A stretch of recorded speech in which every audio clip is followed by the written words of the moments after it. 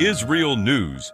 These are the evening headlines for Sunday, March 22nd. Missile fire resumed across Israel after hours of relative calm. Sirens sounded in central and southern areas following earlier alerts in the Galilee and Golan. 7 Israeli soldiers were reported lightly wounded in incidents in Lebanon, as Israel's military signals the conflict is far from over. Behind the scenes, diplomatic efforts are underway to avert a broader escalation. Gwinnett, citing senior Israeli officials, reports Qatar, Turkey, and Egypt are attempting to broker a last-minute deal between President Donald Trump and Iran before the U.S. ultimatum expires. Officials say one scenario could involve Iran reopening the Strait of Hormuz in exchange for reduced U.S. strikes, but they warn that if no agreement is reached, the region could face months of intensified conflict. At the same time, Gulf states are warning Washington that striking Iran's power infrastructure could trigger retaliation that would endanger energy and water facilities across the region and threaten the global economy. Iranian leaders continue to escalate their rhetoric.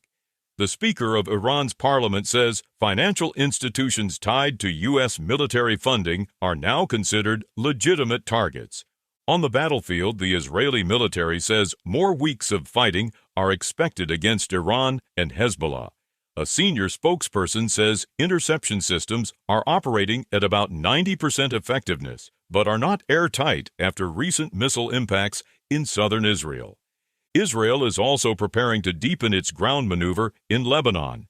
The chief of staff says the campaign in the north is closely tied to the fight against Iran, and warns that Hezbollah made a serious mistake by joining the conflict. The military confirms it has struck a key bridge along Lebanon's coastal highway, describing it as a central route used by Hezbollah to transfer weapons and personnel. Additional strikes targeted roughly 15 Hezbollah command centers in southern Lebanon. Lebanon's prime minister claims Iranian Revolutionary Guard operatives launched drones toward Cyprus from within Lebanon using forged passports. He says his government is working to expel them and rejects allowing the country to be used as a platform for attacks on other Arab states. In Washington, pressure is building for further escalation. Senator Lindsey Graham is calling for U.S. forces to seize Iran's Karg Island, a key hub for oil exports.